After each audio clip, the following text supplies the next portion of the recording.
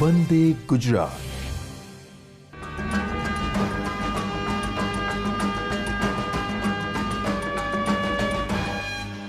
મિત્રો, આપણે અત્યાર સુધી અલગ અલગ ટૉપિકનો આપણે અભ્યાસ કર્યો. આજે આપણે ચેપ્ટર નંબર 12 ત્રિપરિમાણીય ભૂમિતિનો અભ્યાસ કરીશું. ચેપ્ટર 10ની અંદર આપ જોઈ ગયા છો કે યામ ભૂમિતિનો આપણે વિચાર કર્યો. યામ ભૂમિતિ એટલે એક્સ અક્ષ અને વાય અક્ષ અને તેની વચ્ચેના અને સમતલ પરના જે બિંદુઓનો અભ્યાસ આપણે એ કર્યો. ચેપ્ટર 10ની અંદર આપણે ઘણી બધી વસ્તુ ડિટેલમાં જોઈ. હવે આ એક્સ અક્ષ વાય અક્ષ એ R2 R ક્રોસ R કાર્તેજીય ગુણાકારની અંદર તે વસ્તુ બધી શક્ય બની. હવે થોડોક એનાથી આગળ જઈએ. ત્રિપરિમાણીય એટલે અવકાશ, એક્સ અક્ષ વાય અક્ષ અને ઝેડ અક્ષ એટલે આ સમતલ આવ્યો અને સમતલમાં આવેલ બિંદુના યામ કેવા હોય અને તેનો અભ્યાસ આપણે યામ ભૂમિતિના સંદર્ભમાં થોડોક આગળ કરીશું. તેનો આપણે વિચાર કરીએ. તો પહેલી વસ્તુ કે યામ ભૂમિતિમાં આપણે જોયું X O X dash Y O Y dash, X અક્ષ પરના બિંદુઓ વાય અક્ષ પરના બિંદુઓ અને આ યામ સમતલ પરના બિંદુઓનો એટલે X1 X2 Y1 Y2 Z1 Z2 આવા બે યામ હોય કાર્તેજીય ગુણાકાર. હવે એનાથી થોડોક આપણે આગળ વધીએ મિત્રો. યામક્ષોનો વિચાર કરીએ કે સમતલમાં બે પરસ્પર લંબ રેખાઓની યામક્ષો કહે છે, જે આપણે આગળ આમાં જોયું કે એક એક્સ અક્ષ અને એક વાય અક્ષ. આ બે સંખ્યાઓને અક્ષોને સાપેક્ષ તે બિંદુના યામ કહે છે, એક્સ અને વાય યામ. બરાબર. હવે એ બે અક્ષો હોય અથવા ત્રણ અક્ષો હોય અને તે એકબીજાને પરસ્પર લંબ હોય તે એટલે યામાક્ષો. અહીંયા આકૃતિમાં આપ જોઈ શકશો કે જો આ એક્સ અક્ષ, આ વાય અક્ષ અને આ ઝેડ અક્ષ એટલે તે લોકો એકબીજાને પરસ્પર લંબ છે. તો ત્રણ સમતલો અનુરૂપ રેખાઓ X dash O X Y dash O Y અને ઝેડ ઓ ઝેડમાં છેદે છે, એકબીજાને અહીંયા આગળ છેદે. તો તેમને અનુક્રમે એક્સ અક્ષ વાય અક્ષ અને ઝેડ અક્ષ કહેવાય. બરાબર. એટલે આવી રીતે આપણે આકૃતિ મળશે. એટલે ત્રિપરિમાણીય આ અવકાશની અંદર રહેલી વસ્તુ એમ. બરાબર. એટલે એ આપણે અનુમાન કરવાનું. એ આપણે જે R2માં જોયો હતો અહીંયા આગળ આ એક્સ અક્ષ ને વાય અક્ષ એકબીજાને લંબ છે પણ એને એક ઊભી રેખા હોય એટલે ત્રિપરિમાણીય અવકાશ બન્યું કહેવાય. આગળ જોઈએ. સમતલો x O y y O z અને ઝેડ ઓ એક્સને અનુક્રમે એક્સ વાય સમતલ વાય ઝેડ સમતલ અને ઝેડ એક્સ સમતલ કહે છે. કે ઓ આવે અને જે એક્સ વાય અને ઝેડનો ઉલ્લેખ ન હોય એટલે તે એમાંથી નીકળી જાય. એક્સ ઓ વાય હોય એટલે એક્સ વાય સમતલ, વાય અને ઝેડ હોય તો વાય ઝેડ સમતલ, ઝેડ અને એક્સ હોય તો વાય ને સમાંતર છે એટલે તે નહીં મળે. એટલે આવી રીતે એક્સ વાય સમતલ, વાય ઝેડ સમતલ અને ઝેડ એક્સ સમતલ કહે છે અને તેઓ યામ સમતલો તરીકે ઓળખાય છે મિત્રો. અને બિંદુ ઓને યામ પદ્ધતિમાં ઉગમ બિંદુ તરીકે આપણે લઈશું. ત્રણેય યામ સમતલો અવકાશનું અષ્ટાંશો તરીકે ઓળખાતા 8 ભાગોમાં વિભાજન કરે છે. આ જે છે એ એક્સ વાય અને ઝેડ અક્ષો એટલે એ ત્રણ સમતલો આખા અવકાશનું 8 ભાગોમાં વિભાજન કરે અને તેને આવી રીતે નામ આપેલા છે x O Y Z, X dash O Y Z અને આવી રીતે બધાય આ 1 2 3 4 5 6 7 ને 8 અને તેને એક ક્રમાંક તરીકે આપણે ઓળખીએ કે આ પહેલો અષ્ટાંશ, આ બીજું, આ ત્રીજું, આ ચોથું, આ પાંચમું, આ છઠ્ઠું, આ સાતમું અને આઠમું. એ ક્રમ નક્કી છે. તો આપણને મિત્રો એક પ્રશ્ન થાય, તો ક્રમ યાદ કઈ રીતે રાખવો? આ એક મોટો પ્રશ્ન છે.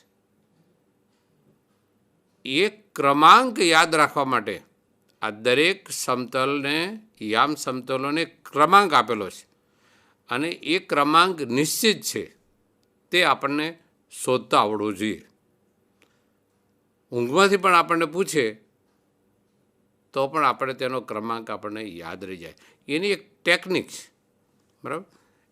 એ પદ્ધતિ હું તમને બતાવીશ.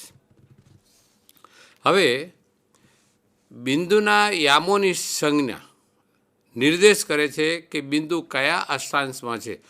કોઈ પણ અવકાશનો એક બિંદુ લઈએ જેનો એક્સ, વાય અને ઝેડ યામ હોય, જેમાં પ્લસ માઇનસ કોઈ પણ હોઈ શકે, તો એ 8માંથી કોઈ એક અષ્ટાંશમાં છે અને નીચેનું કોષ્ટક એ 8 અષ્ટાંશમાં યામોની એ સંખ્યા દર્શાવે છે. તો અહીંયા આગળ આપણે અષ્ટાંશો 1, 2, 3, 4, 5, 6, 7 ને 8. અહીંયા આગળ આપણે એક્સ, વાય અને ઝેડ, એક્સ અક્ષ, વાય અક્ષ અને ઝેડ અક્ષ. હવે અહીંયા આગળ મિત્રો જુઓ તમે, પહેલામાં એક્સ, વાય અને ઝેડ ત્રણેય પ્લસ, બીજામાં એક્સ માઇનસ અને વાય અને ઝેડ પ્લસ, ત્રીજામાં એક્સ અને વાય માઇનસ ઝેડ પ્લસ, ચોથામાં એક્સ પ્લસ વાય માઇનસ અને ઝેડ પ્લસ, પાંચમામાં એક્સ ને વાય પ્લસ ઝેડ માઇનસ, છઠ્ઠાની અંદર x minus y plus z minus, સાતમાની અંદર એક્સ ને વાય બંને ત્રણે માઇનસ, આઠમામાં એક્સ પ્લસ અને વાય અને ઝેડ માઇનસ. એટલે 1 ક્રમાંકમાં કયો અષ્ટાંશ આવે છે તે અહીંયા આગળ મેં બતાવેલું છે. અહીંયા આપ જોઈ શકશો, જો અહીં દેખાશે, બરાબર? જો આ 1 એટલે આ, 2 એટલે આ, 3 એટલે આ, 4, આ 5, આ 6, આ 7 અને આ 8. એનો ક્રમ નક્કી છે. કઈ રીતે શોધવું હવે એની એક પદ્ધતિ આપણે મેળવીએ. હવે આવો આપણે યામ સમતલ અવકાશનો એક રેખાંકિત ભાગ આવી રીતે લઈએ. બહુ સરળ છે. અહીંયા આગળ એક ચોરસ અથવા લંબચોરસને દોરી, પછી વચ્ચેના બિંદુમાંથી આમથી આમ કરીને તે કરો તમે, અને પછી અહીંથી પણ એક્સ અક્ષ, વાય અક્ષ, ઝેડ લેવાય અને અહીં ઓ બિંદુથી પણ એ લેવાય. તેવી રીતે બહુ સરળ વાત છે, બરાબર? તે તમે લઈ શકો. આવી રીતે તમે બનાવવું હોય તો એ બની શકે. હવે એ અષ્ટાંશ યાદ કઈ રીતે રાખવાના? યાદ રાખવા માટેની રીત છે મિત્રો એ છે ને, જો આવી રીતે તમે આમ પરીક્ષાની અંદર બેસો ને તો આમ તમે યાદ કરા, આમાં કંઈ બહુ બુદ્ધિ દોડાવવાની જરૂર નથી. જો થયું. હવે આને અહીં જોઈન કરી દઈએ, આને અહીં જોઈન કરી દઈએ, આને અહીં જોઈન કરી દઈએ, આને અહીં જોઈન કરી દઈએ, આને એક્સ અક્ષ, અહીં વાય અક્ષ અને આને અહીં લંબાવી દઈએ. થઈ ગયું. તો બહારના ભાગમાં આવશે અને અહીંથી એક્સ અક્ષ, વાય અક્ષ, ઝેડ અક્ષ લઈએ તો આ યામ સમતલ અંદરના ભાગમાં આવશે. એટલે આવી આકૃતિ તમે બનાવી શકો, જે અહીં આગળ મેં બનાવી છે આવી રીતે. હવે આ તમારે અષ્ટાંશ યાદ રાખવાની તમને રીત બતાવું, બરાબર? એકદમ ધ્યાનથી જોશો તો તમને ખબર પડશે. હવે થોડી વાર માટે તમે આ ફિગર ભૂલી જાઓ. ત્યારે તમે એક્સ, વાય યામ સમતલમાં તમે આવી જાઓ મારી સાથે. તો 1 અને 2, એક્સ ઓ એક્સ ડેશ અને વાય ઓ વાય ડેશ એકબીજાને પરસ્પર લંબ છેદે છે ને અહીંયા. જો હવે આપણે ભૂમિતિમાં આપણે જોઈ ગયા કે 4 ચરણ બને, 1, 2, 3 અને 4, બરાબર? પણ એ તમારે ચરણવાળી વાત અહીં યાદ રાખવાની નથી. હવે અહીં આગળ હું જેવી રીતે કહું તેવી રીતે તમારે યાદ કરવાનું. એક અક્ષ, આ એક્સ અક્ષ આમ પડેલી છે, એનો ધન ભાગ છે તે મારી તરફ છે અને ઋણ ભાગ જે અંદરના ભાગમાં છે. આમ આ વાય અક્ષે ધન દિશા જમણી બાજુ છે, આવી રીતે આપ જોઈ શકશો આમ, અને ઋણ દિશા આ તરફ છે, ડાબી બાજુ. હવે અહીંયા આગળ હું આવી રીતે અહીંયા આગળ આવી રીતે મૂકું, એ જો મૂક્યું, આને હું ઝેડ અક્ષ તરીકે લઉં.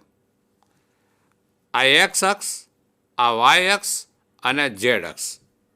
હવે ઉપરની બાજુ છે એ ધન છે, તો નીચેની તરફ એ ઋણ થશે. આમ આપણે જોઈ ન શકીએ, આમ અવકાશની અંદર આમ તમને હું બતાવું એવી ફિગર, તો એ થઈ શકે. એટલે હવે તમારે આ ઝેડ અક્ષ છે તે ઉપરની બાજુ છે ધન, અને નીચેની બાજુ એટલે અંદર જશે સ્પેસમાં, એટલે ઋણ થશે. એટલે તમારે અત્યારે આટલું યાદ રાખવાનું કે આ ઝેડ ને પ્લસ દિશા છે. તો પહેલો અષ્ટાંશ આપણે અહીંથી શરૂ કરીએ. X O Y Z. મિત્રો એક્સ, જો આ એક્સ ઓ વાય એટલે બંને ધન લીધું આપણે, એક્સ ને વાય બંને ધન. હવે અષ્ટાંશો લખવાની એક આ રીત છે, બરાબર. ઘણી બુકની અંદર આપણે જે લખ્યું છે એક્સ વાય ઝેડ લખીએ છીએ. ઘણા લોકો ઓ એક્સ વાય ઝેડ પણ લખે છે. અલગ અલગ બુક, અલગ અલગ જેના લેખકો છે તે આવી રીતે લખી શકે. પરંતુ આમાં એક્સ વાય ઝેડ અને ઓ, આ ચાર એ કેપિટલ લેટર આવે અંદર. ટૂંકમાં એટલું યાદ રાખો. પણ આપણે ટેક્સ પ્રમાણે ચાલીએ તો આ એક્સ ઓ વાય ઝેડ એ ક્રમમાં આવશે. હવે મારે તમને જે કહેવાનું છે કે આ એક્સ આ બાજુ ધન, વાય આ બાજુ ધન અને ઝેડ ઉપરની બાજુ ધન. એટલે આપણે ઝેડને ધન તરીકે સ્વીકારીને આપણે આગળ અત્યારે વધીએ. તો એક્સ ને વાયનો જ ખાલી વિચાર કરીશું. તો અહીંયા આગળ જો આ એક્સ ઓ વાય અને ઝેડ એટલે આ ભાગ, એટલે એને આપણે નંબર 1 આપ્યો. હવે અહીંયા આગળ બીજું, હવે એક્સને આપણે ઋણ તરફ લઈએ એટલે એક્સ ડેશ, આ X dash O Y Z. X dash ઋણ થશે એટલે બીજા કાંઈક આ બાજુ છે. હવે આ બાજુ જઈએ તો એક્સ ઓ વાય ઝેડ, એમાં એક્સ ઋણ થશે, વાય આ બાજુ ગયો એટલે ઋણ થશે, અને ઝેડ ઉપરની તરફ છે એટલે પ્લસ થશે. હવે અહીંયા આગળ આવીએ તો એક્સ ઓ વાય ઝેડ. હવે એક્સ ધન છે મારી તરફ આ બાજુ આવે એટલે વાય ઋણ છે કારણ કે આ બાજુ, અને ઝેડ તો આપણે બધામાં પ્લસ લઈએ છીએ. આ થયું, અને આ પહેલું જે મેં લખ્યું તે એક્સ ઓ વાય ઝેડ થયું. મિત્રો હવે તમને ઊંઘમાંથી પૂછે તો પણ આ વસ્તુ તમને આવડે. અષ્ટાંશમાં ક્રમાંક નંબર 1 કયો બોલો? તો કે એક્સ ઓ વાય ઉપરની તરફ ઝેડ. બીજો બોલો તો x dash O Y z, z ઉપરની તરફ. ત્રીજો અષ્ટાંશ x dash Y O Y dash z ઉપરની બાજુ પ્લસ. ચોથો અહીં આગળ x O Y dash z છે. આ ચાર જો હું તમને આગળની ફિગરમાં આપણે લખ્યું એ બતાવી દઉં તમને. છે એક્સ ઓ વાય ઝેડ પહેલો, x dash O Y z બીજો, x dash O Y z ત્રીજો, એક્સ ઓ વાય ઝેડ ચોથો. એક ક્રમાંક પૂરો કર્યો, 4 તમને યાદ રહી ગયા.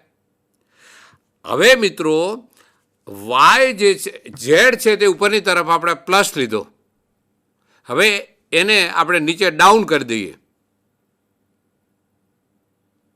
બરાબર. મારી સામે જુઓ તો તમને વધારે ખ્યાલ આવશે. શું પહેલા 4ની અંદર ઝેડ પ્લસ છે, બીજા ચારની અંદર ઝેડ માઇનસ નીચેની તરફ જશે. એટલે આપ જોઈ શકશો Z dash Z dash Z dash Z dash, બાકી તે બધું તેનું તે જ, કોઈ ફેરફાર નહીં. પણ તમારે યાદ કઈ રીતે રાખવાનું તેની પાછી રીત બતાવું. હવે આ પહેલો ભાગ થયો, આ બીજો ભાગ, ત્રીજો, ચોથો. 4 ચરણ પ્રમાણે ચાલવાનું, પણ આપણું ચરણ અહીંથી શરૂ થાય છે. અહીં અષ્ટાંશ આપણે અહીંથી લઈએ છીએ, કારણ કે અષ્ટાંશ આપણી તરફ આ જે ભાગ છે અહીંયા આગળ એ હંમેશા ધન હોય, એટલે આપણે ત્યાંથી શરૂઆત કરીએ છીએ. હવે 4 થઈ ગયા, હવે પાંચમો અહીંથી આવશે. X O Y Z dash નીચેની તરફ, પાંચમો થયો. છઠ્ઠો X dash O Y Z dash. સાતમો 3 3 minus X dash O Y Z Y dash Z dash, અને આ O X Y dash Z dash. થઈ ગયું 4 4. 1 2 3 4 5 6 7 8. પહેલાં ઉપરની તરફ 4 પ્લસ અને નીચેની તરફ 4 માઇનસ. અહીંયા આગળ આપ ફિગરમાં જોઈ શકશો. તો જો આ પહેલાંમાં 1 2 3 અને 4 જે છે પ્લસ અને માઇનસ. આ ક્રમમાં તમે યાદ રાખશો તો તમને અષ્ટાંશ મોઢે આવડશે. કોઈ પણ દાખલામાં પૂછે તો તમને તે લખી શકશો. આ એના માટેની શોર્ટેસ્ટ અને યાદ રાખવાની સારામાં સારી પદ્ધતિ. આમાંથી કોઈ પણ 1 થી 8માંથી એના યામ લખવા હોય તે થાય. હવે બીજી રીત, હવે આમાં માઇનસ ક્યારે આવે મિત્રો? એક્સ ઓ વાય ઝેડ, જ્યાં જ્યાં ડેશ કરો તે માઇનસ થાય, કારણ કે ઋણ દિશા બતાવે. જો અહીંયા આગળ X dash O Y Z તો એક્સ ડેશ માઇનસ, આ એક્સ ડેશ ને વાય ડેશ તો એક્સ ને વાય માઇનસ, આ વાય ડેશ તો વાય માઇનસ, ઝેડ ડેશ તો ઝેડ માઇનસ, એક્સ ડેશ અને ઝેડ ડેશ તો એક્સ અને ઝેડ માઇનસ. ડેશ આવે માઇનસ થાય. આમાં 3 3 ડેશ એટલે 3 3 માઇનસ. આ એક એની યાદ રાખવાની રીત છે. બરાબર છે? ચલો આગળ. એટલે તમને યાદ રહી ગયો. અષ્ટાંશ અને એના ક્રમાંક પણ તમે યાદ રાખી શકો. બરાબર? એટલે આ 1 2 3 4 થઈ ગયા. 4 યાદ રાખવાની આ રીત: 1 2 3 4 5 6 7 8.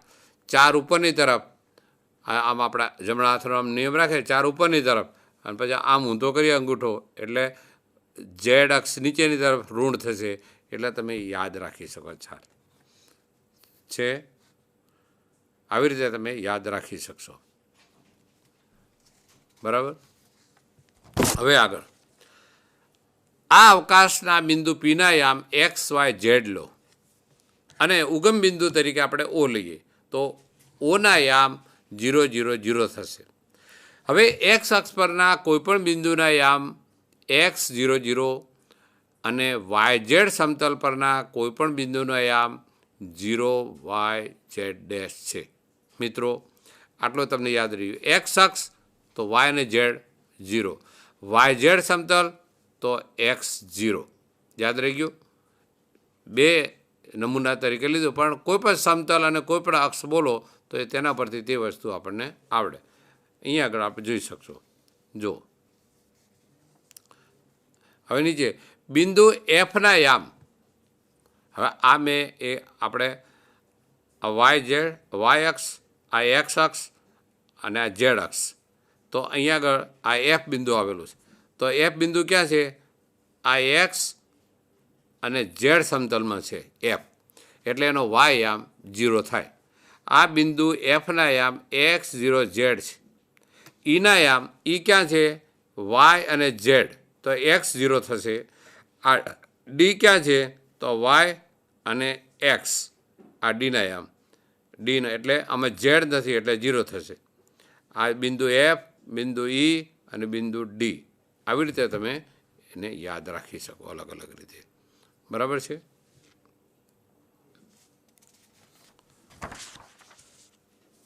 ત્રિપરિમાણમાં યામાક્ષો એ લંબાક્ષ યામ પદ્ધતિમાં પરસ્પર લંબ રેખાઓ છે. આ ખાસ યાદ રાખવાનું.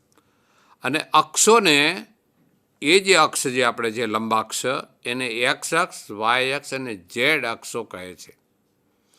અક્ષોની જોડ દ્વારા નિર્મિત થયેલા 3 સમતલોને યામ સમતલો તરીકે ઓળખાય છે અને તે એક્સ વાય સમતલ, વાય ઝેડ સમતલ અને ઝેડ એક્સ સમતલ છે. 3 યામ સમતલો આ અવકાશને 8 ભાગોમાં વિભાજિત કરે છે અને પ્રત્યેક ભાગ અષ્ટાંશ તરીકે ઓળખાય છે અને તેના ક્રમાંક પણ નક્કી છે 1 થી 8, જે આપણે આગળ જોયા. બરાબર. આ ત્રિપરિમાણીય ભૂમિતિમાં બિંદુ પીના યામ હંમેશા 3 સ્વરૂપે એક્સ, વાય અને ઝેડ તરીકે લખાય.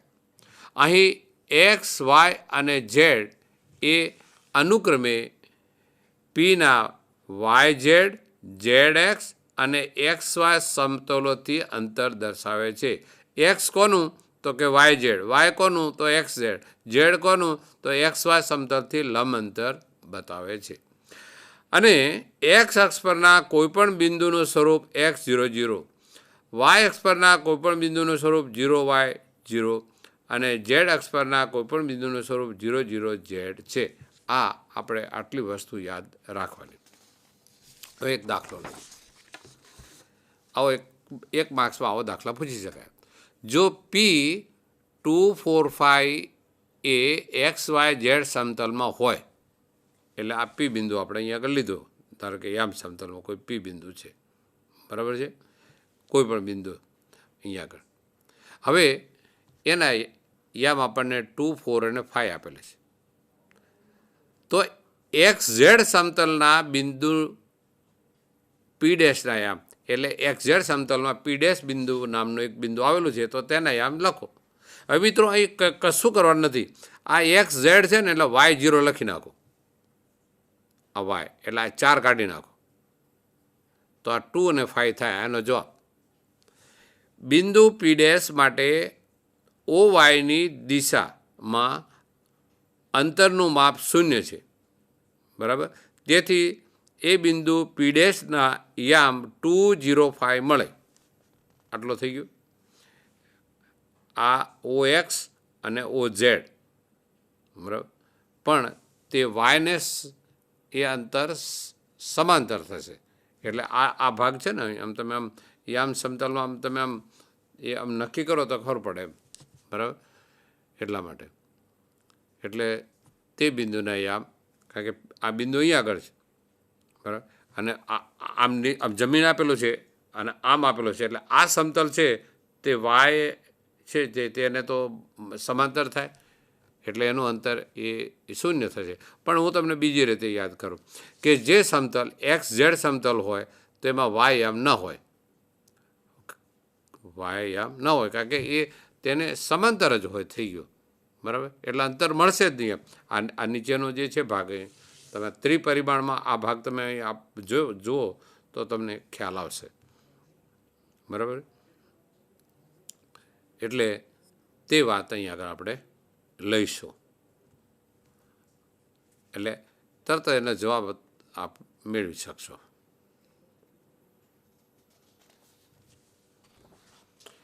બીજો દાખલો.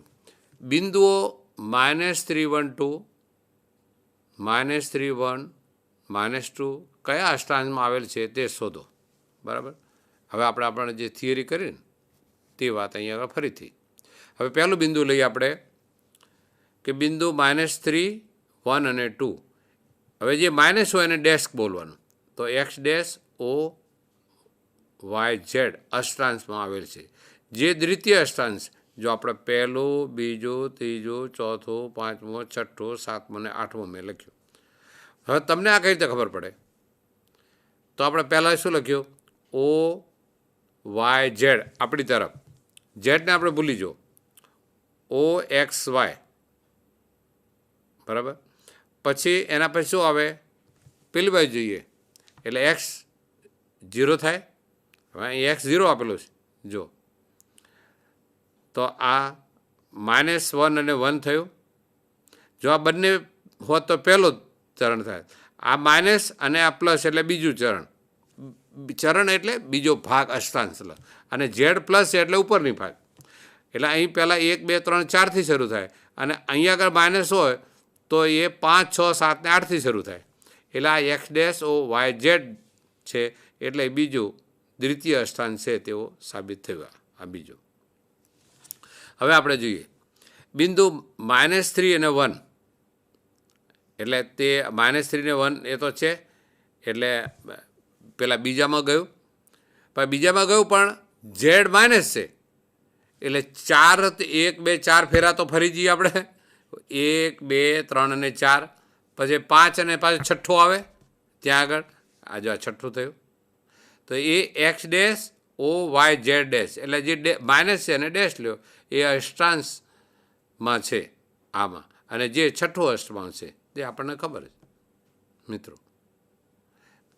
પહેલું બીજું ત્રીજું અને ચોથું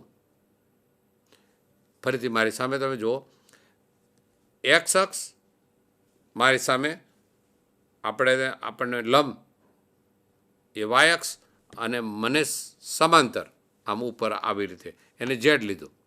હવે પહેલો આપણે જમણો હાથ જે છે તો ત્યાં પહેલું ધન લઈએ એટલે પહેલું અષ્ટાંશ એક્સ ને વાય બંને ધન. બીજામાં જુઓ બીજામાં શું થશે એક્સ માઇનસ થશે કારણ કે મારી તરફ એક્સ ધન થાય તો મારી વિરુદ્ધ દિશામાં માઇનસ થશે બરાબર એટલે બીજું. ત્રીજામાં બંને માઇનસ થશે. ચોથામાં એક્સ પ્લસ અને વાય માઇનસ ત્રીજામાં ચોથું ત્રીજામાં 2 માઇનસ ચોથામાં એક્સ પ્લસ કારણ કે મારી તરફ અને વાય આ તરફ છે 4 4 મળી. હવે 4 છે બીજા 4 માટે આપણે તેની તે જ ગતિમાં આગળ વધવાનું 1 2 3 અને 4 5 6 7 અને 8 થઈ ગયા. આ એની રીત યાદ રાખવાની. એટલે આ જે યામ સમતલ છે તે આવી રીતનું છે બરાબર. આમ તમને આમ જોઈ શકશો એક આ એક્સ અક્ષ આ વાય અક્ષ અને આ ઊભી છે તે ઝેડ અક્ષ આમ આપણને ખબર પડી જાય. આગળ બીજો દાખલો કરીએ. એક બિંદુ એક્સ અક્ષ પર આવેલ છે. હવે એક્સ અક્ષ પર આપેલા છે એટલે વાય અને ઝેડ યામ એને 0 થાય આટલું યાદ છે. તે બિંદુના વાય અને ઝેડ યામ શું થશે? જવાબ તો બોલી ગયો. એક્સ અક્ષ પરના બિંદુના યામ x0 0 હોય છે તેથી વાય યામ અને ઝેડ યામ 0 મળે. જવાબ થઈ ગયો. આકૃતિ પરથી પણ આપ જોઈ શકશો બરાબર છે. આ એક્સ મેં અહીં લીધું બરાબર મેં એક્સ અહીં લીધું વાય આમ લે.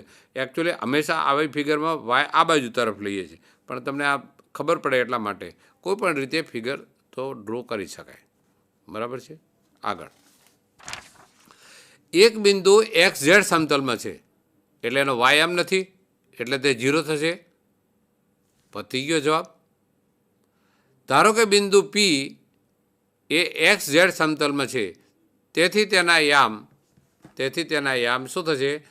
x0 ઝેડ થશે એટલે કે તે બિંદુનો વાય એમ 0 થશે. કેટલું સરળ છે. પ્રશ્ન હજી પૂરો વાંચીએ ત્યાં જવાબ મળી જાય. આ બધું લખવા તો તમારે એક માર્ક્સમાં થોડું લખવું પડે એટલા માટે બરાબર ને. એક્સ ઝેડ સમતલ છે વાય નથી એટલે 0 એટલે વાય એમ 0 થશે મિત્રો. આગળ નીચે આપેલા બિંદુઓ કયા અષ્ટાંશમાં છે તે જણાવો. આવા 8 બિંદુઓ આપેલા છે 8. હવે આ 1 2 એટલે પહેલું થયું 4 - 2. હવે આ પ્લસ છે આ પ્લસ છે એટલે ઉપરની તરફ છે. હવે એક્સ પ્લસ અને વાય માઇનસ એટલે પહેલું બીજું ત્રીજું અને ચોથું થશે જે એકની બાજુમાં એટલે ચોથું થયું. હવે જો આ એક્સ પ્લસ છે અને -2 અને માઇનસ આ વાય માઇનસ છે એટલે નીચેની તરફ થશે. આ ઝેડ છે તે માઇનસ છે. હવે તે શું થયું? આ એક્સ પ્લસ એટલે આપણી તરફ એટલે એની બાજુમાં હશે 5 ને 3 8મું થશે છેલ્લું. જ્યાં ચોથું હશે ત્યાં 8મું હશે. આ બંને પ્લસ ઝેડ એટલે નીચેનું 5મું થયું. 1 2 3 4 અને 5, કારણ કે આ બંને પ્લસ અને ઉપરની બાજુ 1 તો નીચેની તરફ એ 5મો થયો. 1 થી 4 પછી 5 થી શરૂ થાય. જો -4 અને 2 પણ નીચેની તરફ એટલે 5 પછી તાર 6ઠું થયું. હવે જો આ ધન છે તો જો આપણી તરફ x પ્લસ સામેની દિશામાં -4 અને 2 એટલે સેકન્ડ થયું. બંને માઇનસ એટલે પહેલું બીજું અને ત્રીજું થયું ફિગરમાં. અને આ પ્લસ એક્સ પ્લસ અને આ બંને માઇનસ એટલે ચેક પહેલું બીજું અને જ્યાં ત્રીજું છે ત્યાં આગળ આ થશે અને નીચેની તરફ છે. મળી ગયું. આવી રીતે તમારે યાદ રાખવાનું. આ યાદ રાખવા માટેની આ રીત તમારે થોડી એ તમે ઘરે થોડો પ્રયત્ન કરશો તો તમને યાદ રહી જશે એમ. બરાબર ને. જો ફરીથી તમને આ પહેલું, આ બીજું, આ ત્રીજું, આ ચોથું, પછી આ માઇનસ થાય ઝેડ માઇનસ એટલે એ ફરીથી એ કયું થશે? આ 5 એ આ સાથે 5 પછી આ 6 પછી આ 7 અને આ 8. આટલું યાદ રાખો. પહેલું ને 5મું, બીજું ને 6ઠું, ત્રીજું અને 7મું, ત્રીજું અને 7મું જો, અને ચોથું અને 8મું. એમાં ખાલી વાયમાં ફરક હોય એટલે એ તરત આપણે ખબર પડી જાય. અહીં બંને પ્લસ, આ બંને, આમાં એક્સ માઇનસ વાય પ્લસ. જો મિત્રો અહીં એક્સ માઇનસ વાય માઇનસ એટલે ત્રીજું, અહીંયા આગળ એક્સ પ્લસ અને વાય માઇનસ આ પહેલું બીજું ત્રીજું ચોથું. પણ તમારે આપણે જે ત્રિકોણમિતિમાં જે ચરણ છે ને એ યાદ નહીં રાખવાનું, અષ્ટાંશ યાદ રાખવાનું. કારણ કે ચરણની શરૂઆત આપણે અહીંથી થાય, અહીંથી, અહીં બંને પ્લસ લઈએ છીએ. બરાબર. મેં અહીંથી શરૂ કર્યું એમ એટલા માટે. એટલે પહેલું બીજું ત્રીજું ચોથું તે અહીંયા આગળ બંને પ્લસ લઈને પણ આવી રીતે બનાવી શકાય. યાદ રાખવા માટેની અલગ અલગ રીતો છે પણ મેં આવી રીતે યાદ રાખ્યું છે અને મેં જે યાદ રાખ્યું એ તમને યાદ કરાવું. બરાબર. તમે અહીં બંને પ્લસ લઈને અહીંથી શરૂ કરો તો પહેલો બીજું ત્રીજું ચોથું આમ શરૂ થશે. કોઈ બીજી રીતે યાદ રાખશે. પણ અષ્ટાંશ અને તેના ક્રમાંક યાદ રાખવાની આ એક રીત છે મિત્રો. એના માટે કંઈ મંત્ર હોતો નથી, એ કંઈ આ જાદુ મંત્ર છે નહીં. બરાબર. પણ એ અવકાશમાં અનુમાન કરવાની એક રીત છે. આપણે જે જીવીએ છીએ, આપણી એક્ઝિસ્ટન્ટ બોડી છે તે આ સ્પેસમાં છે, 3 ડાયમેન્શન. અને 3 ડાયમેન્શનમાં આપણે આપણી જે બુદ્ધિ છે એનો પરિમાણ છે ને એ કલ્પના કરવાનું. કારણ કે બધી વસ્તુ આપણને દેખાય નહીં. બરાબર. આ પેન છે તો પેનની પાછળ આ ભાગ દેખાતો નથી પણ અનુમાન કરી શકાય. આ 3 પરિમાણ છે, એક્સ અક્ષ, વાય અક્ષ અને ઝેડ અક્ષ. તે રીતે ચલો તો આગળ આપણે અભ્યાસ કરીએ. એટલે આવી રીતે આપણે તેના એ અષ્ટાંશના ક્રમાંક આપણે લખી શકીએ. ખાલી જગ્યા પૂરો. બહુ સિમ્પલ નાના નાના પ્રશ્નો આવી રીતે તમને આપેલા હોય. એક્સ અક્ષ અને વાય અક્ષ બંને સાથે મળીને જે સમતલનું નિર્માણ કરે છે તે ખાલી જગ્યાથી ઓળખાય છે. એક્સ વાય સમતલ. મિત્રો એક્સ અને વાય સમતલમાં બિંદુના યામ ખાલી જગ્યા સ્વરૂપે હોય છે. તો એક્સ વાય અને ઝેડનો તો ઉલ્લેખ છે નથી એટલે ઝેડ 0 સમજવાનું. કેટલું સરળ છે. હા, ચાલો આગળ. યામ સમતલો અવકાશનું ખાલી જગ્યા અષ્ટાંશોમાં વિભાજન કરે છે.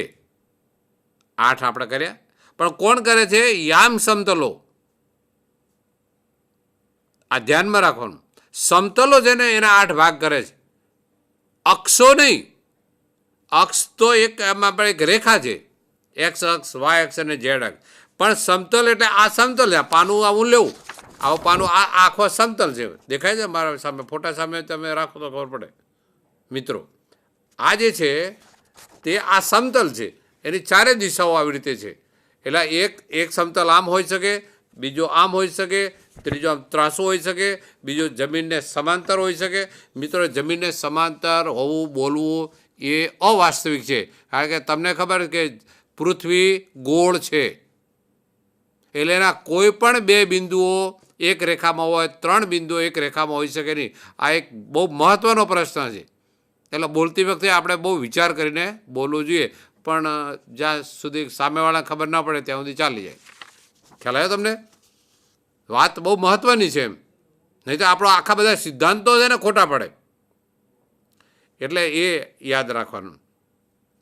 પણ એટલું બધું આપણે કંઈ અઘરું કંઈ કરવું નથી, બરાબર? નહીં તો આ બધું એક મોટો વિષય થઈ જાય, એ તત્વજ્ઞાનનો વિષય થઈ જાય. આપણે ગણિત ભણતા ભણતા તત્વજ્ઞાનમાં પછી પેસી જઈશું, પાછા વળવું બહુ મુશ્કેલ થાય. આગળ યામ સમતલો અવકાશનું 8 અષ્ટાંશોમાં વિભાજન કરે છે, અને તેના કયા કયા અષ્ટાંશો છે તે અને કયા ક્રમાંક છે તે તમે યાદ રાખી શકો. હવે એક બીજો બિંદુ P1 -2 -3 એ ખાલી જગ્યા અષ્ટાંશમાં છે મિત્રો.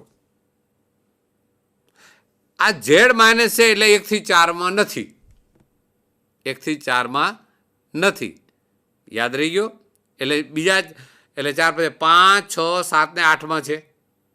એટલે હવે x ધન અને y ઋણ છે, એટલે છેલ્લું આવે આ પહેલું, આ બીજું, આ ત્રીજું અને ચોથું, એટલે છેલ્લું 8મું થયું. અને એને આ x માઇનસ એટલે ડેશ, -3 એટલે dash, x o y dash z dash, એટલે આપણે 8મું થયું. 8મો ભાગ એનો થયો, બરાબર? પણ આવું માંગ્યું હોય તો તમે આમ પણ લખી શકો, ક્રમાંક લખ્યો તો ક્રમાંક પણ લખી શકો. ત્રીજો, ત્રિપરિમાણ અવકાશમાં x ડેશ y ડેશ = 0 એ ખાલી જગ્યા દર્શાવે છે.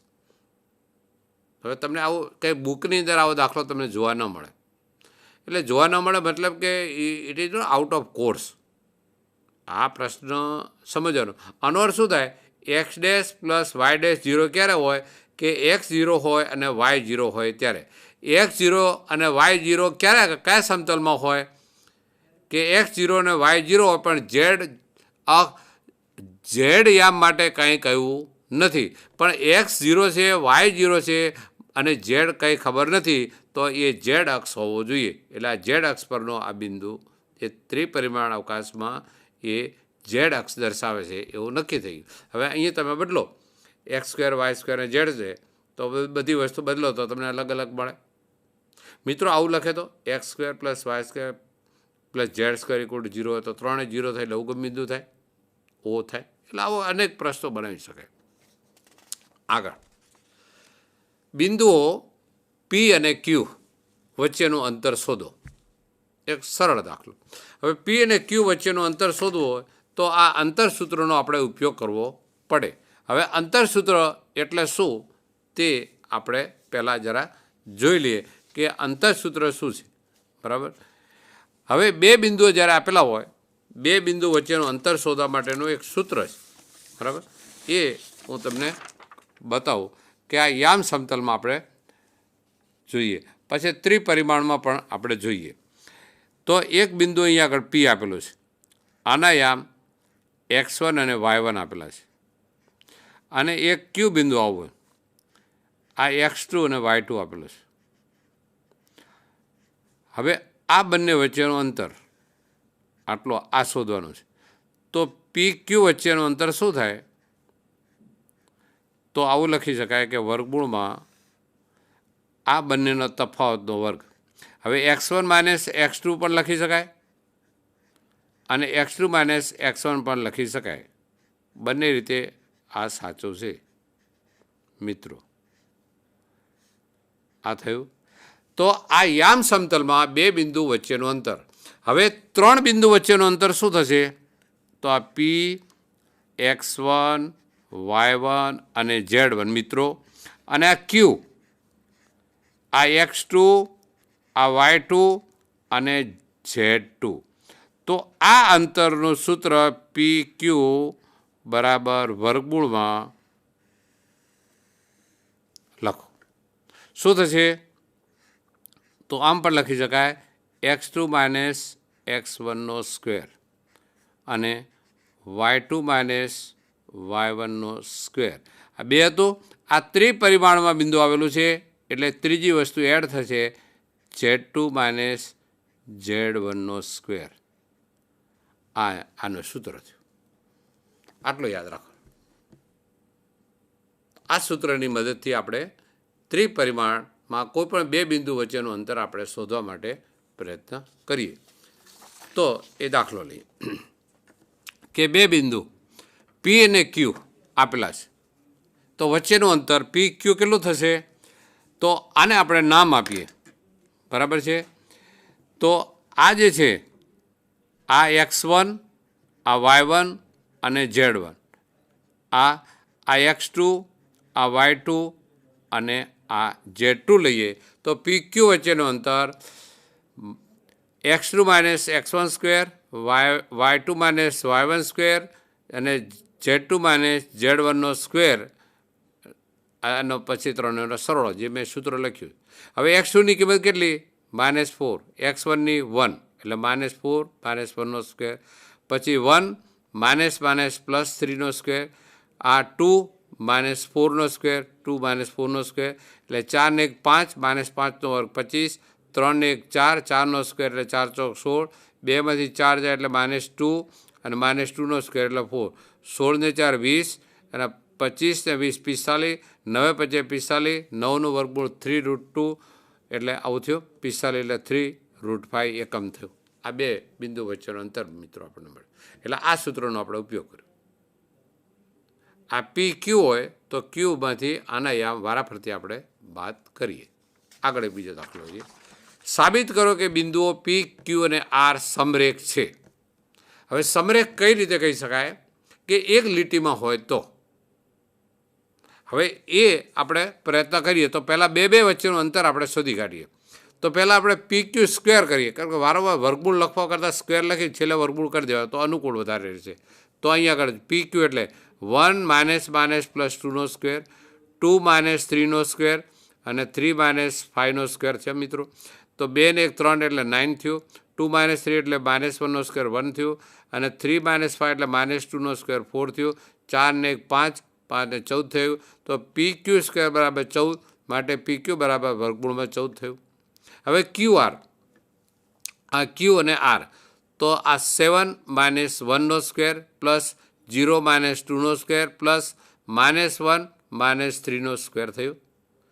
તો આ 7માંથી 1 એટલે 6 એટલે 6 6 36, આ 2નો વર્ગ એટલે 4, -3 -1 એટલે -4 એટલે 4 ચોક 16 થયો, 16 ને 20 થયું, 20 ને 36 56 થયું એટલે 14 ચોક 56 એટલે 2√14 થયું. તે રીતે પી આર સ્ક્વેર, પી અને આર, પી ને આર એટલે 7 પ્લસ થશે એનો સ્ક્વેર, 0 -3નો સ્ક્વેર પ્લસ -1 - 5નો સ્ક્વેર થયું. એટલે આ 7 ને 2 9 81, 3 તરી 9, આ 6 એટલે 36, 36 એનો 45, 45 ને 81 126.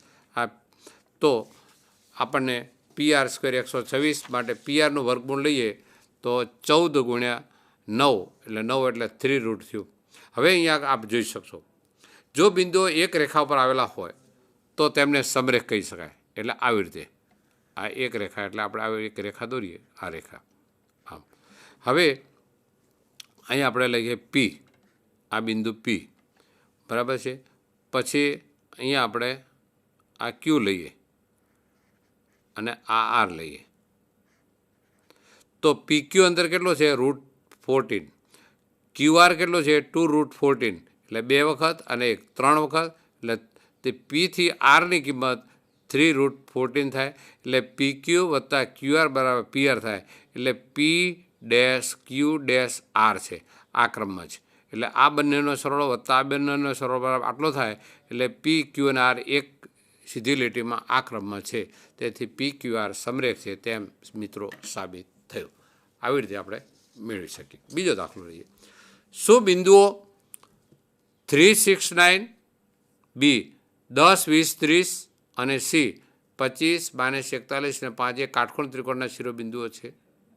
હવે કાટકોણ ત્રિકોણ એટલે આપણને ખબર છે, એટલે આવી રીતનો આપણે એક ત્રિકોણ લઈએ. એ આવું બને છે. તો આ એ બી અને સી કોઈ પણ ક્રમમાં આપણે લખીએ તો AB સ્ક્વેર, BC સ્ક્વેર અને AC સ્ક્વેર પહેલાં શોધી કાઢીએ. અને કોઈ પણ બેનો બાજુનો સ્ક્વેરનો સરવાળો ત્રીજી આના કર્ણ બરાબર થવો જોઈએ, તો એ કાટકોણ ત્રિકોણના શિરોબિંદુઓ થશે. તો પહેલાં આપણે AB સ્ક્વેર શોધી કાઢો. AB એટલે 10 માઇનસ 3નો સ્ક્વેર, 20 માઇનસ 6નો સ્ક્વેર, 30 માઇનસ 9નો સ્ક્વેર, એટલે આ 10 7 એટલે 49. આ 20માંથી 6 એટલે 14નો સ્ક્વેર 196, અને 30માંથી 9 એટલે 21, અને 21નો સ્ક્વેર 441 થશે. આ 1, 2 અને 3નો સરવાળો 686 થશે, કારણ કે 9 ને 1 10 ને 6 થઈ ગયા. તે રીતે BCનો સ્ક્વેર એટલે 25 માઇનસ 10નો સ્ક્વેર, માઇનસ 41 માઇનસ 20 અને 5 માઇનસ 30, એટલે આ 15નો સ્ક્વેર 225, અને આ થશે 61 એટલે 3721, અને આ થશે 25 એટલે 625, અને 1, 2 અને 3 સંખ્યાનો સરવાળો આવી રીતે કરતાં 4571 મળ્યો. હવે મિત્રો આપણે AC સ્ક્વેર ફાઇન્ડ કરીએ. AC સ્ક્વેર એટલે AC એટલે એના યામમાં 25 માંથી 3 જાનો માઇનસ 41 માઇનસ 6, 5માંથી 9 જાય, એટલે આ કેટલા થયા 22નો સ્ક્વેર 484, આ કેટલા થયા 47, અને સ્ક્વેર છે એટલે માઇનસ નહીં આવે 2209, અને આ થશે 4 4 ચોક 16 થયો, એટલે 2709 થયું. હવે કોઈ પણ બે બાજુ એટલે પહેલી બે નાની બાજુ હતી એ 686, અને આ CA સ્ક્વેરની 2709 હતું. આ બંનેનો સરવાળો કરીએ તો 3395 થયું, પણ આ તો 2709 છે, એટલે BC સ્ક્વેર બરાબર થતો નથી. એટલે આ જે આપણે આકૃતિ દોરી હતી એવો કોઈ ત્રિકોણ આપણને મળતો નથી. એટલે સૌથી મોટી બાજુ BC છે. આથી ત્રિકોણ ABC એ કાટકોણ ત્રિકોણના શિરોબિંદુઓ નથી, એટલે આવો ત્રિકોણ આપણને મળી શકે નહીં. મિત્રો, આવી આપણે આકૃતિ દોરી શકીએ નહીં. આપણે સમજવા માટે પ્રયત્ન કર્યો, પણ આ કાટકોણ ત્રિકોણ નથી. તો એ કાટકોણ ત્રિકોણના શિરોબિંદુઓ નથી. કાટકોણ ત્રિકોણના શિરોબિંદુઓ મેળવવા હોય તો AB સ્ક્વેર, BC સ્ક્વેર અને AC સ્ક્વેર, અને કોઈપણ બેનો સરવાળો એ ત્રીજી બાજુ જે સૌથી મોટી બાજુ હોય એટલે એને કર્ણ સમજીએ તો અહીં BC સ્ક્વેર એટલે BC કર્ણ છે, પણ એટલો થતો નથી, એટલે તે કાટકોણ ત્રિકોણના શિરોબિંદુઓ થતા નથી. તેમ આ ત્રિપરિમાણીય ભૂમિતિની મદદથી આપણે તે સાબિત કરી શકીએ. બરાબર. આગળ, જો A અને B અનુક્રમે બિંદુઓ હોય તો PA સ્ક્વેર વત્તા PB square equal to 2K square હોય તો એવા બિંદુગણનું સમીકરણ મેળવો. આવો એક દાખલો આપણને પૂછ્યો, બહુ સરળ છે. તો આપણે પહેલાં છે ને અહીં પક્ષમાં શું આપેલો PA અને PB, તો આ એના યામ આપેલા છે, બીના યામ આપેલા, પીના યામ આપણે ધારી લઈએ. ધારો કે પીના યામ XYZ છે, તો PA સ્ક્વેર કેટલા થશે X માઇનસ 3નો square plus Y minus 4 square plus Z minus 5નો સ્ક્વેર, એટલે આટલું થયું. PB સ્ક્વેર કેટલા થશે X માઇનસ માઇનસ પ્લસ એટલે X પ્લસ 1નો સ્ક્વેર વત્તા X માઇનસ 3 સ્ક્વેર, અને આ માઇનસ થશે એટલે X પ્લસ અને Z પ્લસ 7નો સ્ક્વેર થશે. પરંતુ PA સ્ક્વેર બરાબર વત્તા PB સ્ક્વેર બરાબર 2K સ્ક્વેર છે, તો આ PA સ્ક્વેરની કિંમત આપણે અહીં લખી. આ 1 2 3 પદ છે, PB સ્ક્વેરને લખી બરાબર 2K સ્ક્વેર થયું. હવે આને આપણે સાદુરૂપ આપીએ. જો ફરીથી આપણે આ 1 2 અને 3 PA સ્ક્વેર, આ 1 2 અને 3 PB સ્ક્વેર બરાબર 2K સ્ક્વેર છે. તો જો આ X square minus 6X plus 9, Y square 4 દુ 8 પ્લસ 16, Z સ્ક્વેર 5 દુ 10Z પ્લસ 25. હવે આનું X square plus 2X plus 1, Y square minus 6Y plus 9, Z square plus 14Z plus 49 equal to 2K square. તો જો આ X square 2 વખત, Y square 2 વખત અને Z સ્ક્વેર 2 વખત થયું. પછી માઇનસ 6X અને પ્લસ 2X એટલે માઇનસ 4X થયું આપણે લખ્યું. આ માઇનસ 8Y અને 6 8 ને 6 માઇનસ 14Y થયું. માઇનસ 10Z અને 14Z એટલે 4Z થયું. હવે અહીંયા કરજો 16 ને 9 25, 25 ને 25 50, 49 ને 1 50 અને 9 એટલે 109 થયા બરાબર 2k² થયા. એટલે 2x² + 2y² + 2z² = -4x - 14y + 4z = 2k² - 109 થયા. આ બધાને 2 વડે ભાગી નાખીએ. x² + y² + z² - 2x - 7y + 2z = k² - 109 ભાગ્યા 2. અહીં ભાગ પડશે નહીં. એટલે આ જે છે એ પી બિંદુ ગણનું આપણને સમીકરણ મળે. આવી રીતે બિંદુઓ 2, 3, 5 અને 4, 3, 1 વચ્ચેનું અંતર શોધો. એટલે મિત્રો આપણને આ માગ્યું છે 2 બિંદુ વચ્ચેનું અંતર. એટલે આપણે નામ આપવું પડે. 2 બિંદુ વચ્ચેનું અંતર એટલે આપણે અહીંયા આગળ જે છે આ x1, આ y1 અને z1, આ થશે આ x2, આ y2 અને આ z2. હવે સૂત્ર પ્રમાણે PQ² બરાબર 4 - 2² 3 - 3² અને 1 - 5² થઈ ગયું. અને 3 એનો સરવાળો એટલે આ 2², આ 0², આ -4² એટલે 4, 0, 4² 16 થયો, 16 ને 4 20 થયો, 20 એટલે 4 × 5 4 વર્ગમૂળ 2 એટલે 2√5 જવાબ થઈ ગયો. એટલે PQ² એટલે એ આપણે સૂત્ર યાદ રાખવાનું. બરાબર. કયું સૂત્ર તમને ખબર છે ને? હા, PQ માટેનો આપણે આ સૂત્ર PQ² લખવું તો આ x2 - x1² પછી y2 - y1² અને z2 - z1² અને એનો સ્ક્વેર રૂટ કરો એટલે PQ મળે. આ સૂત્ર યાદ રાખો. પણ તમે x1 - x2 પણ લખી શકો, એમાં કાંઈ ખોટું નથી, કોઈ પણ રીતે એ મળે. પણ લગભગ આપણે આવી રીતે ઉપયોગ કરીએ છીએ, પણ તે રીત પણ સાચી છે. છેલ્લે આનું વર્ગમૂળ કરીએ એટલે આપણને PQ મળે એમ. બરાબર છે. બીજો દાખલો, આ 1 અને 2, ધારો કે આ બિંદુ P અને આનું નામ આપણે Q લખીએ. બરાબર.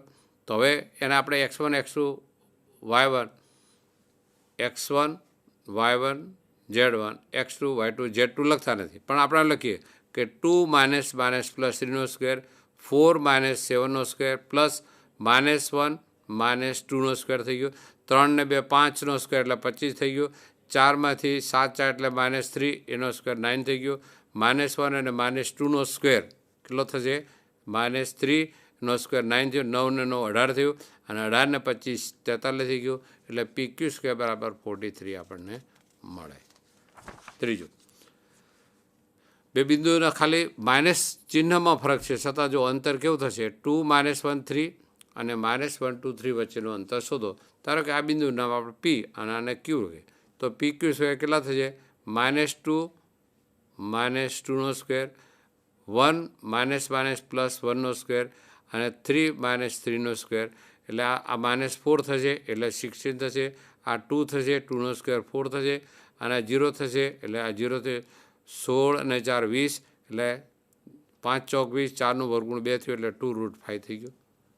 તો આવી રીતે આપણને 2 બિંદુઓ વચ્ચેનું અંતર આપણને મળી શકે. હવે આગળ આપણે જે દાખલો જોયો તેવી રીતનું અહીંયા આગળ તમને તમારી ચકાસણી કરવા માટેની એક રીત આપેલી છે કે શું આપેલા જે બિંદુઓ છે એ કાટકોણ ત્રિકોણના બિંદુઓ છે, સમદ્વિભુજ ત્રિકોણના બિંદુઓ છે, સમભુજ ત્રિકોણના બિંદુઓ છે. આવી કોઈ પણ રીત તમને આપેલી હોય તે આપણે ચકાસવાનું. એટલે એ ચકાસવા માટેની આપણી પાસે રીત અત્યારે સુધીમાં આપણે એટલું ભણ્યા કે અંતરસૂત્રનો ઉપયોગ કરવાનો. PQ અથવા AB એટલે વર્ગમૂળમાં x2 - x1² + y2 - y1² + z1 - z2² અને એ આખું વર્ગમૂળ. બરાબર. એટલે એ દાખલો લઈએ આપણે. ધારો કે આ A, આ B અને C બિંદુ છે. એ ત્રિકોણ ABCના શિરોબિંદુઓ છે. ખ્યાલ આવ્યો? હવે એ બી સ્ક્વેર આપણે લઈએ, એ બી એટલે એ અને બી એટલે 1 માઇનસ 0નો સ્ક્વેર, 6 માઇનસ 7નો સ્ક્વેર, -6 અને માઇનસ માઇનસ પ્લસ 10નો સ્ક્વેર એટલે આ 1 થશે, આ -1 થશે અને આ 4 થશે એટલે 1 1 અને 4નો સ્ક્વેર 16 ને 2 18 થયું એટલે એ બી બરાબર 18, 9 દુ 18 એટલે 3√2 થયું મિત્રો. હવે બીસી એટલે 4 માઇનસ 9 સોરી 4માંથી 1 જાય, 9 માઇનસ 6 અને -6 અને માઇનસ માઇનસ પ્લસ થશે એટલે આ 3નો સ્ક્વેર 9, આ 3નો સ્ક્વેર 9, આ બંને 0 થઈ જશે અહીંયા આગળ, એ 6 માઇનસ એટલે 18 થયું. ફરીથી બીસી બરાબર વર્ગમૂળમાં 18 એટલે 9 દુ 18 એટલે 3√2 થયું. હવે એ બી મળ્યું, બીસી મળ્યું. હવે સી એ આપણે શોધીએ કે એસી સ્ક્વેર, એસી એટલે 4 માઇનસ 0, 9 માઇનસ 7 અને 6 માઇનસ માઇનસ 10 એટલે 4નો વર્ગ 16 અને 2 એટલે 2 દુ 4 થશે અને અહીંયા આગળ પ્લસ 4 થશે અને 4નો વર્ગ 16 થશે. 16 ને 16 32, 32 4 36 અને એસી બરાબર વર્ગમૂળમાં 36 એટલે 6 થયું. તો મિત્રો બે બાજુ આપણને સરખી મળી, કઈ એ બી અને બીસી એ 3√2 મળ્યું, પણ ત્રીજી બાજુ એસી છે તે 6 મળે છે, તે આ એ બી અને બીસી આ કેટલા મળ્યા, આ 3√2 મળ્યું, આ 3√2 મળ્યું અને આ 6 એટલે આ જે ત્રિકોણ એ બી છે એને બે બાજુઓ સરખી છે એટલે આને કહેવાય સમદ્વિભુજ ત્રિકોણ. અહીંયા આગળ જો તો ત્રિકોણ એબીસી એ સમદ્વિભુજ ત્રિકોણ છે એટલે આપેલ બિંદુઓ સમદ્વિભુજ ત્રિકોણના શિરોબિંદુઓ છે, અન્ય કોઈ ત્રિકોણના શિરોબિંદુઓ નથી, તેવું આપણે અંતરસૂત્રની મદદથી આપણે અહીંયા આગળ આપણે તે મેળવ્યું. અને આવી રીતના અલગ અલગ દાખલાઓ અલગ અલગ રીતે આપણે મેળવી શકીએ. એટલે મિત્રો આપણા માટે અંતરસૂત્ર એ ખૂબ મહત્ત્વની વાત છે. શરૂઆતમાં જે આપણે યામાક્ષો લીધા, સમતલો લીધા, એ સમતલોના છેદ આપણે લીધા, એના અષ્ટાંશોની આપણે ગણતરી કરી, પછી અંતરસૂત્ર જે ચેપ્ટર 10ની અંદર યામ સમતલમાં એક્સ અને વાય સમતલ હોય તો એના બે યામ મળે, અહીં R3માં જ અવકાશમાં જ એટલે એના એક્સ વાય અને ઝેડ યામ મળશે અને તે R3માં એ અંતરસૂત્રની મદદથી આપણે આવી રીતે કોઈ પણ ફિગર ચતુષ્કોણ હોય, ત્રિકોણ હોય કે તે આપણે આ અંતરસૂત્રની મદદથી આપણે આવી રીતે સાબિત કરશું. એટલે એમાં સ્ક્વેર આપણે શોધવાનો, A B square, BC square, AC square, ચતુષ્કોણ હોય તો પાછો એડી સ્ક્વેર પણ આવે, બરાબર.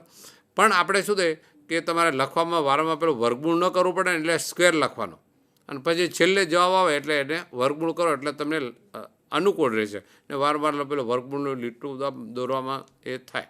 એ રીત પણ સાચી છે, એમાં ખોટું નથી, પણ આવી રીતે આપણે આ યામ સમતલ કરી શકાય. મિત્રો આટલો સરળ વાત તમે જરા યાદ રાખશો. આગળની વાત આપણે નેક્સ્ટ બીજા એપિસોડમાં આપણે લઈશું. અસ્તુ. જય ભારત, જય હિન્દ.